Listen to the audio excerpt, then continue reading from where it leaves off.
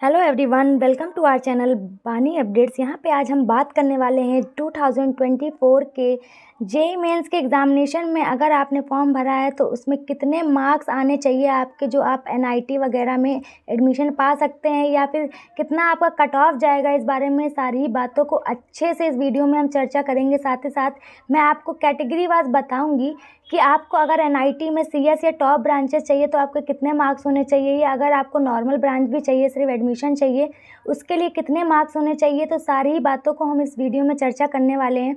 उससे पहले मेरी एक छोटी सी रिक्वेस्ट है कि अगर आप चैनल पर न्यू हैं तो चैनल को सब्सक्राइब ज़रूर कर लीजिएगा, क्योंकि यहाँ पे जेई मेंस से रिलेटेड सारी ही इन्फॉर्मेशन आपको टाइमली मिलती रहेगी। चाहे वो फिर इन्फॉर्मेशन आपके जो एप्लीकेशन फॉर्म की हो, उसको फिल कैसे करना है, क्या प्रोसेस रहेगा, काउंसलिंग तक करके आपका सारी ही वीडियो, आपको सारी इन्फॉर्मेशन यहाँ मिलेगी।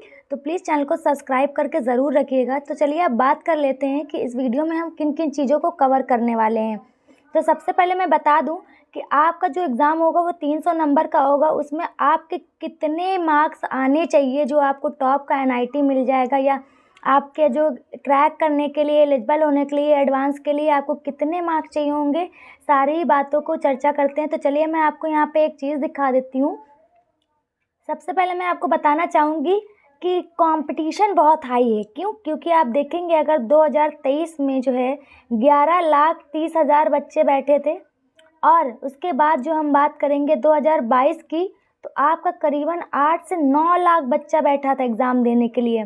और अगर मैं बता दूं कि 2024 में है, जो अनुमान लगाया जा रहा है कि 13.5 मीन्स 13.5 लाख के करीब बच्चे मीन्स है जो जाके एग्ज़ाम देने वाले हैं। ये इसलिए है क्योंकि बहुत ज़्यादा बच्चे अब इस चीज़ में इंटरेस्ट ले रहे हैं।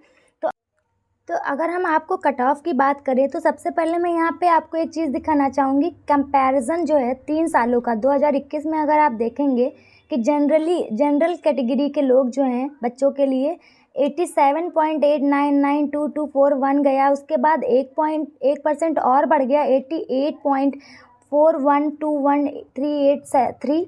उसके बाद देखेंगे तो फिर ये 90 हो गया। मीन्स लगातार ये इंक्रीज़ ही होता जा रहा है। तो इस बार भी आपका इंक्रीज़ होने वाला है।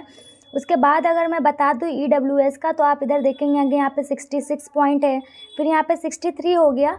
उसके बाद फिर से अचानक से इंक्रीज़ हो गया ईडब्ल्यूएस वालों के लिए। उसके बाद ओबीसी की बात करते हैं 68, 67। नाउ अचानक से यहाँ पे देखेंगे 2023 में 73% हो गया। उसके बाद एससी एसटी में भी आप देखेंगे लगातार इंक्रीज़ हुआ है, यहाँ बीच में घटा है, उसके बाद ये इंक्रीज़ ही हुआ है। उसके बाद यहाँ पे अगर मैं पीडब्ल्यू की बता दूँ, पीडब्ल्यूडी की, तो वैसे भी उसका पॉइंट कम में ही जाता है, एक से ही कम ही जाता है। तो यहाँ पे आप देख सकते हैं फिर भी जो यहाँ पे 0.003 करके गया है, यहाँ पे 0.001।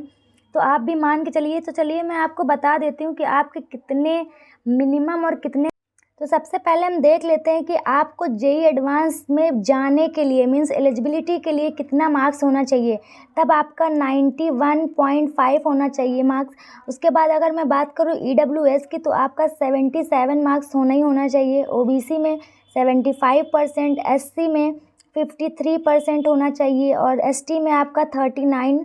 उसके बाद पीडब्ल्यू भी हम देखेंगे, पीडब्ल्यूडी में तो 0.005 मान के चलिए, क्योंकि इस बार कुछ तो इंक्रीज़ होना ही होना है कंपटीशन के हिसाब से। जैसा कि मैंने आपको पहले भी बताया कि इस बार 13.5 लाख के करीब बच्चे हैं जो बैठने वाले हैं, तो कंपटीशन बहुत ही हाई होने वाला है।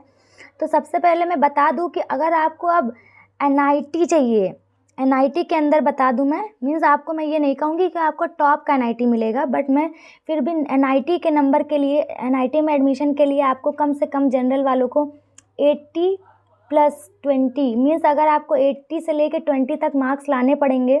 उसके बाद मैं अगर बता दूं ईडब्ल्यूएस और ओबीसी के लिए, तो 160 से ले करके आपका 770 मार्क्स होना ही होना चाहिए।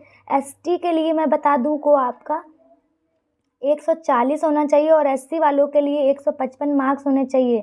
और मैं पीडब्ल्यूडी में मानती हूँ कि आपका कम ही जाता है, बट फिर भी कहूँगी कि आपका 100+ आपको लेके आना चाहिए ताकि आपको एनआईटी में एंट्री मिल सके। अब ये बात रही कि एनआईटी में एंट्री कैसे मिलेगी, और ये जेई एडवांस में जाने के लिए, ठीक है। अब टॉप का एनआईटी चाहिए तो आपका जो है 250+ होना चाहिए। उसके बाद इसमें भी आप मान के चलिए आपका 70 के ऊपर होना चाहिए। सॉरी, यहाँ पे 170 है, ठीक है, 170 के ऊपर होना चाहिए। उसके बाद यहाँ पे आप मान के चलिए कि अगर आपको टॉप के एनआईटीज़ चाहिए सीएस ब्रांच के लिए, तो इन सभी मार्क्स के ऊपर आपको जाना पड़ेगा। क्योंकि देखिए, कहीं से भी आप अगर इतने मार्क्स ले भी आते हैं तो आपका एडमिशन एनआईटी वगैरह में नहीं हो पाता, तो फिर है ना, तो आपको टारगेट करना है कि इतना ज़्यादा लेके आए कि आपको कहीं भी दिक्कत ना आए। ठीक है ना, समझ रहे हैं। और बाकी कोई भी इन्फॉर्मेशन आएगी आपको इस चैनल के थ्रू सबसे पहले मिलेगी, तो चैनल को सब्सक्राइब करना बिल्कुल भी ना भूलें, क्योंकि ये चैनल बहुत ही इंपॉर्टेंट अपडेट्स लेके आता है जेईई मेंस के बारे में और समय समय पर। थैंक यू सो मच, मिलते हैं नेक्स्ट वीडियो में।